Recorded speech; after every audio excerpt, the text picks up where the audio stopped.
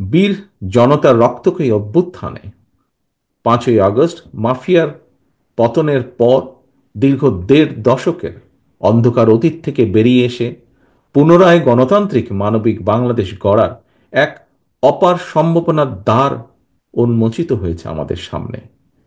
যে কথাটি এখানে কয়েকজন বক্তাও তাদের বক্তব্যে এরই ভিতরে উপস্থাপন করেছেন। সম্মানিত উপস্থিতিবৃন্দ, সম্মানিত অতিথিবৃন্দ, এমন পরিস্থিতিতে মানুষের অধিকার প্রতিষ্ঠায় রাজনীতিবিদ এবং রাজনৈতিক কর্মীদের পাশাপাশি রাষ্ট্র এবং রাজনীতির স্বার্থেই পেশাজীবীদেরকে সর্বোচ্চ পেশাদারী দক্ষতা এবং উৎকর্ষতা অর্জনে আরও বেশি মনোযোগী হওয়ার প্রয়োজন অত্যন্ত জরুরি। অপরদিকে পেশাজীবীরা যাতে যার যার পেশার সক্রিয় মর্যাদা রক্ষা করে রাষ্ট্র এবং সমাজে সর্বোচ্চ অবদান রাখতে পারেন, রাজনৈতিক সরকারের কর্তব্য হচ্ছে রাষ্ট্রে তেমন পরিবেশ নিশ্চিত করা।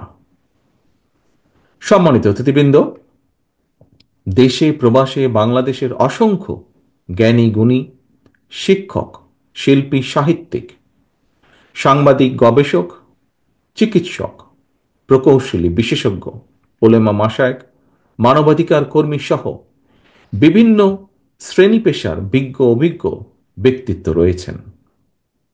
এদের মধ্যে অনেকেই দেশ এবং জনগণের উন্নয়নে নিজেদের মেধা অভিজ্ঞতা কাজে লাগাতে চান। বিএনপিও মনে করে পেশাগত কার্যক্রম অব্যাহত রাখার পাশাপাশি বিভিন্ন শ্রেণী পেশার বিজ্ঞ অভিজ্ঞ প্রতিনিধিদের মেধা এবং অভিজ্ঞতা রাষ্ট্র উন্নয়ন পরিকল্পনায় কাজে লাগানোর সুযোগ অবশ্যই রয়েছে। তবে যা আমরা আগেও বলেছি বিভিন্ন সময়, বর্তমান রাজনৈতিক সাংগঠনিক কাঠামোতে পেশাজীবীদের অনেকের পক্ষেই নির্বাচিত জনপ্রতিনিধি হিসাবে অবদান রাখার সুযোগ হয়তো সীমিত, এবং সেজন্যই রাষ্ট্র, সরকার ও রাজনীতির গুণগত পরিবর্তনের লক্ষ্যে বিশিষ্ট জন এবং পেশাজীবীদের মেধা ও অভিজ্ঞতাকে কাজে লাগানোর জন্য বিএনপি সংবিধানে দ্বিকক্ষ বিশিষ্ট আইনসভা অন্তর্ভুক্ত করার প্রস্তাব করেছে। সম্মানিত অতিথিবৃন্দ, ঘটনাবহুল রাজনৈতিক জীবন এবং সরকার পরিচালনার দীর্ঘ অভিজ্ঞতার আলোকেই mother of democracy Begum Khaleda Zia 2016 সালে ভিশন 2030 প্রস্তাবনায় সংবিধানে দ্বিকক্ষ বিশিষ্ট আইনসভা অন্তর্ভুক্তকরণ কথা উল্লেখ করেছেন। 2022 সালে বিএনপি সহ গণতন্ত্রের পক্ষের সকল দলগুলো মিলে একত্রিত হয়ে 31 দফা সংস্কার কর্মসূচিতেও দ্বিকক্ষ বিশিষ্ট আইনসভা বাস্তবায়নের প্রতিশ্রুতি উল্লেখ করেছে। আবারও এই যে দ্বিকক্ষ বিশিষ্ট আইনসভার প্রস্তাবনা, এটিও কিন্তু রাষ্ট্র, সরকার ও রাজনীতিতে গুণগত সংস্কারেরই একটি বড় অংশ।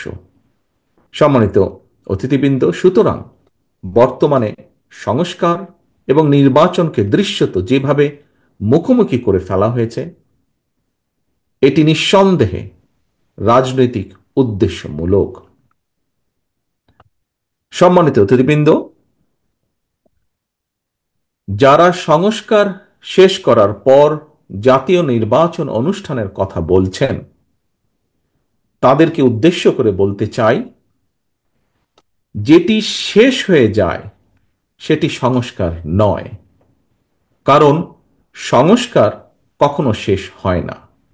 সংস্কার একটি ধারাবাহিক প্রক্রিয়া।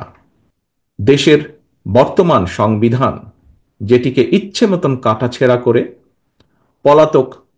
পতিত পলাতক স্বৈরাচার প্রায় তাদের দলীয় সংবিধানে পরিণত করে ফেলেছিল, সেই সংবিধানের 65 অনুচ্ছেদের 2 দফায় লেখা রয়েছে, জনগণের প্রত্যক্ষ ভোটে নির্বাচিত জনপ্রতিনিধিদের নিয়ে জাতীয় সংসদ গঠিত হবে। সংবিধানে সুস্পষ্টভাবে উল্লেখ থাকার পরও পলাতক ফ্যাসিবাদী সরকারের আমলে সারা বাংলাদেশের মানুষ দেখেছে, বারবার সারা বিশ্ব দেখেছে, বারবার জনগণের ভোট ছাড়াই গঠন করা হয়েছিল জাতীয় সংসদ। পলাতক স্বৈরাচার সংবিধান মানেনি।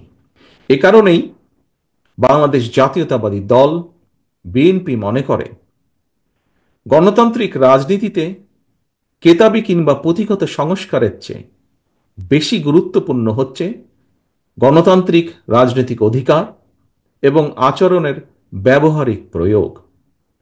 জনগণের গণতান্ত্রিক চর্চার মধ্যে দিয়েই কেবল সংস্কার প্রক্রিয়া টেকসই এবং সফল এবং কার্যকর হয়ে উঠতে পারে।